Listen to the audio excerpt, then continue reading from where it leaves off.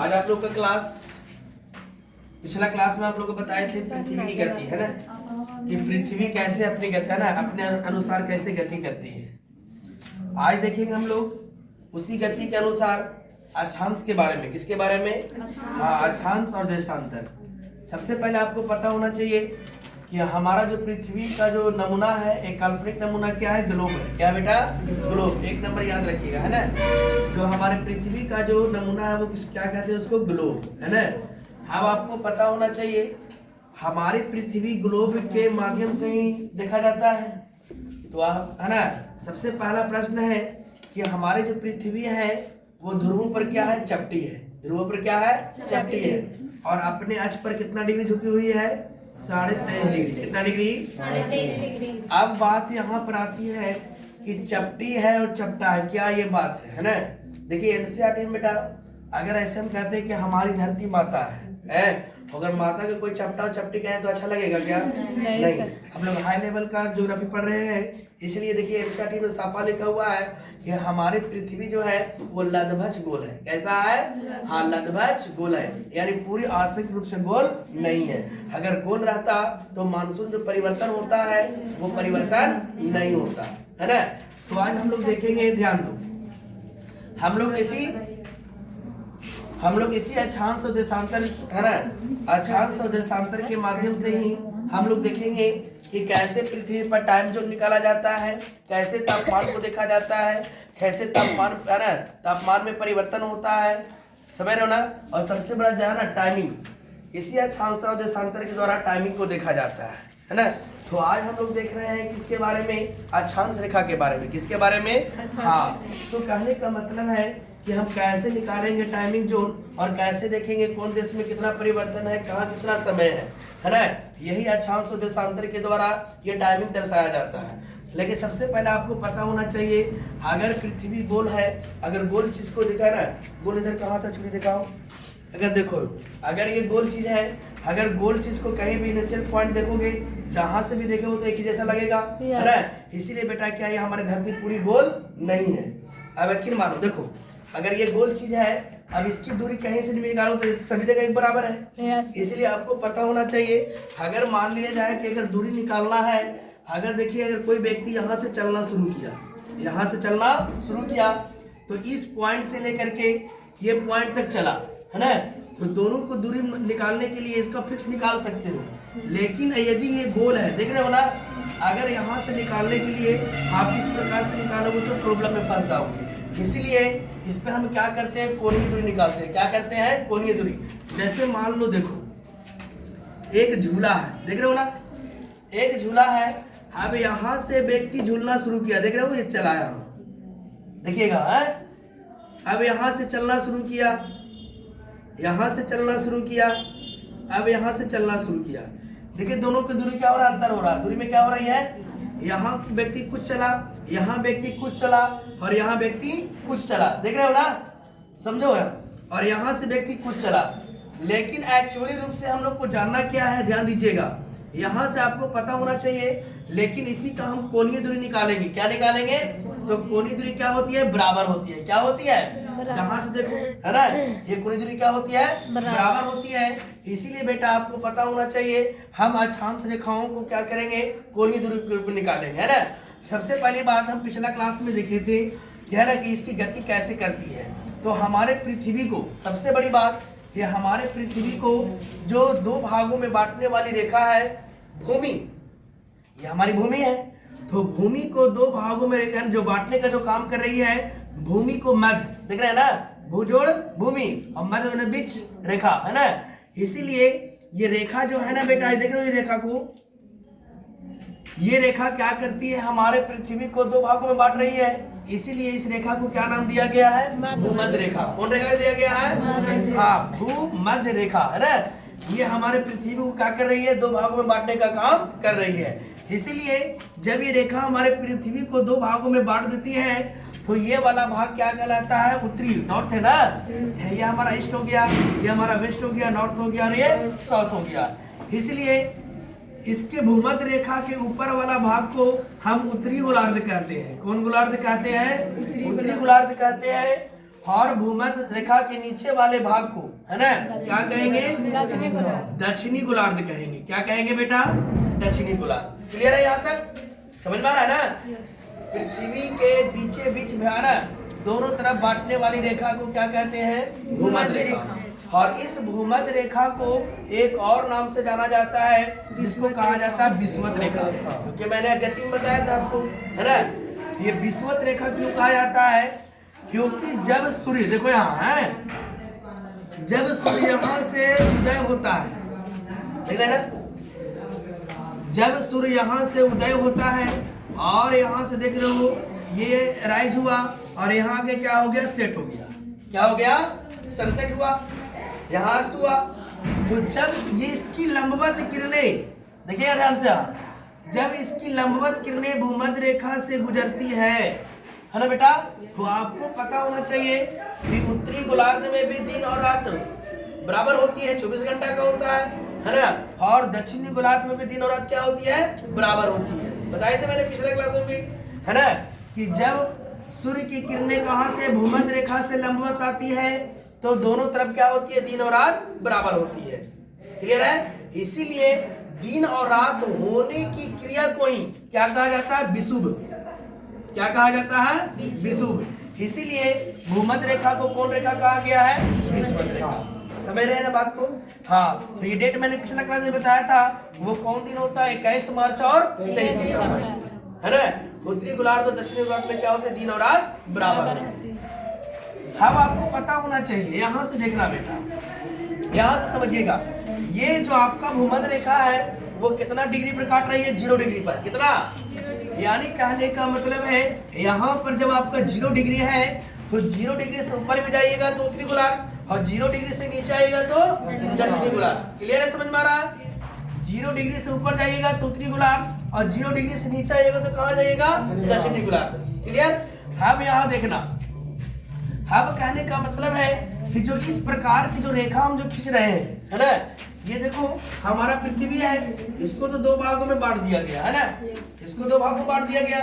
अब इस पृथ्वी पर हम कितनी रेखा खींच सकते हैं? इस प्रकार से रेखा, है ना।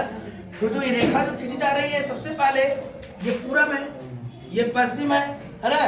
तो पूरब से पश्चिम, क्लियर, पूरब से पश्चिम खींची गई रेखा को क्या कहते हैं? अक्षांश रेखा कहते हैं। क्या कहते हैं? आप एकदम क्वेश्चन याद रखिएगा, है। पूरब से पश्चिम को मिलाने वाले रेखा को क्या कहते हैं? अक्षांश रेखा कहते हैं। कौन रेखा कहते हैं? अक्षांश रेखा कहते हैं। लेकिन अब प्रश्न आता है कि जो हम यहाँ जो अक्षांश रेखा जो खींच रहे हैं, है ना, वो कितनी रेखा खींच सकते हैं? देखो यहाँ बेटा, अब यहाँ 0 डिग्री है।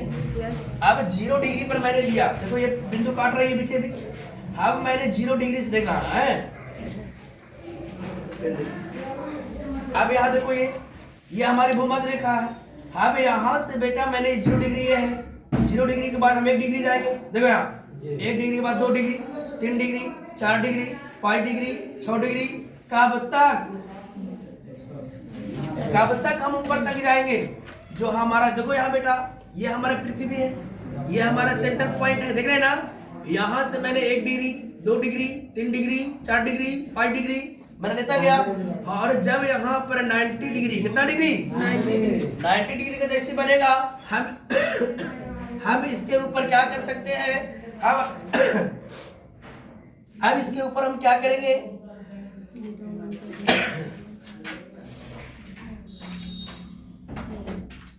अब इसके ऊपर हम नहीं जा सकते हैं।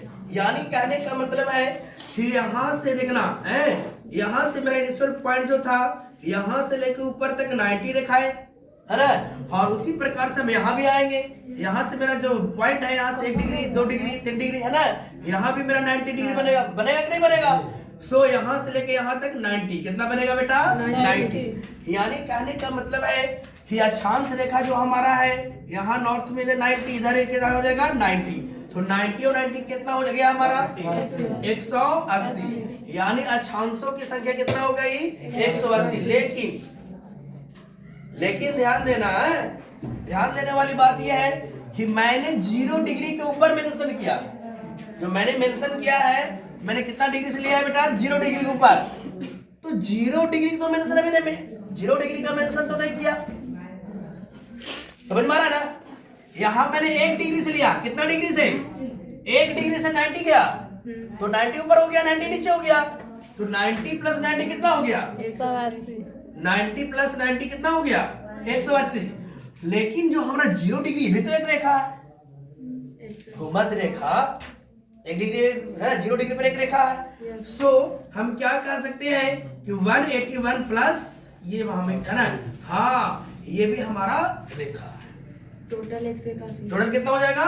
181। लेकिन कभी कभी एग्जाम में हाई लेवल के एग्जाम दीजिएगा, वहां पर इसको 181 ना दे करके आपको इस प्रकार देगा 180 प्लस 1। क्या देगा? 180 प्लस 1। लेकिन आज के वैज्ञानिकों ने यह भी तय कर दिया कि ये 181 प्लस जरूर है, लेकिन आपको पता होना चाहिए जैसे हम सेंटर पर पहुंचते हैं, ध्रुव पर पहुंचते हैं, है ना, पोल पर पहुंचते हैं, जैसे हम पोल पर पहुंचते हैं आपको पता है कि यह रेखा नहीं बन पाती है ना, ये क्या है? बिंदु होता है। क्या होता है? बिंदु होता है। सो इसको चैलेंज कर दिया गया है कि अब ये बिंदु ना होकर, अरे ये रेखा ना होकर के ये दो रेखा हमारा क्या है? बिंदु है। 90 डिग्री वाला, यहाँ 90 देख रहे हो, यहाँ 90 देख रहे हो। सो इस दो रेखा को अब इसमें क्या कर दिया गया? हटा दिया गया। तो 181 में 2 चला गया, कितना बचेगा? 179। देख रहे हो? सो इसको चैलेंज माना गया है, लेकिन इस पर अभी इस पर चल ही रही है, ठीक है। लेकिन अभी हम नॉर्मल कितना मानेंगे? 181। कितना मानेंगे? 181। समझ में आ रहा? अब यहाँ हम लोग को देखना है कि जब 181 मैंने अक्षांश रेखा को देखा, लेकिन ये जो है ना बेटा, ये आपका 2D है। देखना यहाँ, तो मैं आपको जो बता रहा हूँ वो 2D है, लेकिन हमारे पृथ्वी 3D है। 3D हम लोग दिखाई नहीं दे रहा है। जैसे देखो, अभी मैंने किसी गोल चीज को दिखाया, अब ये गोल देख रहे हैं, इसके पीछे वाला भाग तो दिखाई नहीं दे रहा, देख रहे हैं? ये अब रेखा जो गया, ये रेखा जो गया, अब इसका पीछे वाला भाग कैसा तो दिखाई नहीं दे रहा है ना। लेकिन जब हम इसका 3 डायमेंशन देखेंगे, 3D में देखेंगे, तो ये अक्षांश रेखा जो मैंने बताया आपको कि पूरब से पश्चिम में खींची गई रेखा को क्या कहते हैं? अक्षांश रेखा कहते हैं। ये आपको पता होना चाहिए, ये समवृत्त बनाती है, समवृत्त यानी एक वृत्त बना रही है। कैसे देखना है? ये रेखा देखो, ये विषुवत रेखा आया, देख रहे हैं ना?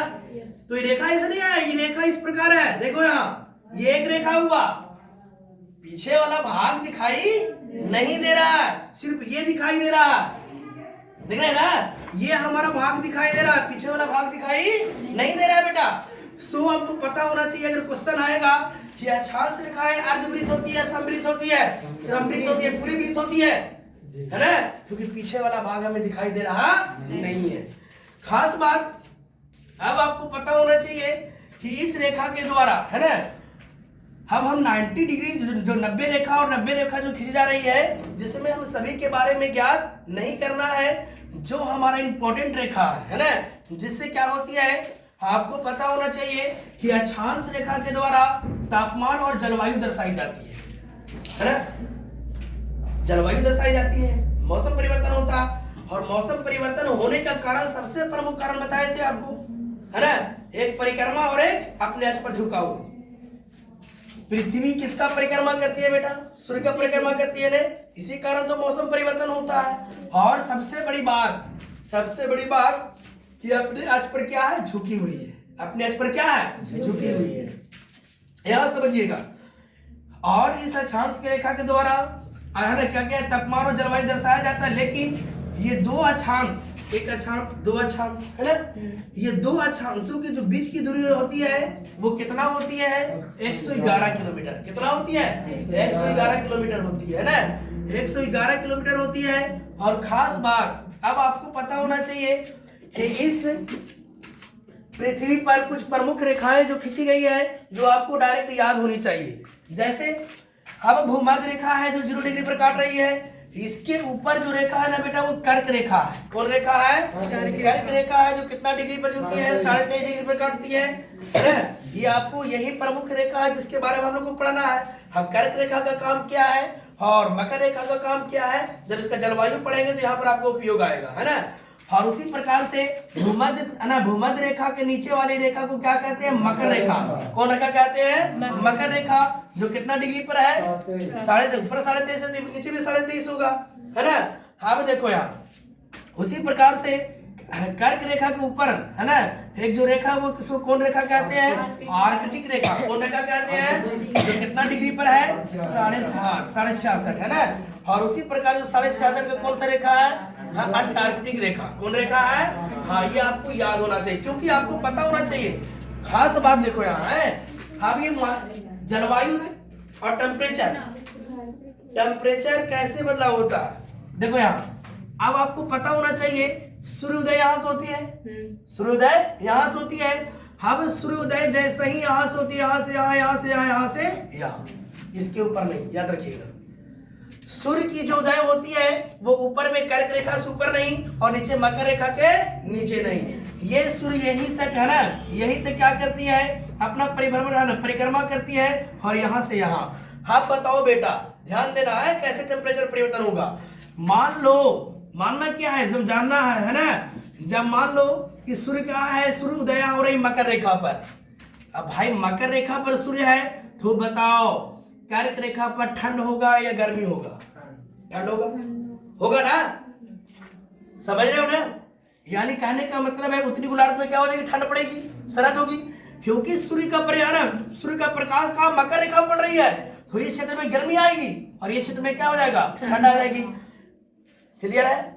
इसीलिए तो 21 जून को याद है ना, जब 21 जून को लंबवत है ना गर्मी पड़ती है, यहाँ कर्क रेखा पर गुजरती है। इसीलिए बताए थे आपको कि उत्तरी गोलार्ध में दिन बड़ा और रात क्या होती है? छोटा होती है ना। और जब मकर रेखा पर क्या होती है? सूर्य का प्रकाश गुजरता है, लंबवत पड़ता है, तो इसमें क्या होती है?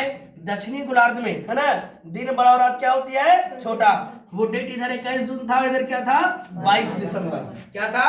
22 दिसंबर। समझ रहे हो ना। और ठंड और गर्मी होने के कारण यही है कि जैसे ही हमारे सूर्य कर्क रेखा पर पहुंचती है 21 जून को, है ना, तो हमारे यहाँ भीषण गर्मी पड़ना क्या होता है? शुरू हो जाता है ना। सो हम कह सकते हैं कि इस अक्षांश रेखा के द्वारा तापमान और जलवायु को दर्शाया जाता है। जबकि है ना जो हम लोग अगले क्लास में इस देशांतर के बारे में, किसके बारे में? हाँ, ये देशांतर के बारे में जो हम लोग पढ़ने वाले हैं, इसी के द्वारा टाइमिंग निकाला जाता है। क्या निकाला जाता है ना? डेट और टाइम, है ना। यही डेट और टाइम के बारे में जानेंगे कि कौन सा प्रधान अक्ष है और कहां से क्या मिलाया गया है ना। तो अगला दिन हम लोग जानेंगे किसके बारे में? देशांतर के बारे में। किसके बारे में? उसके बाद जस्ट आप लोग को संविधान का क्लास चालू।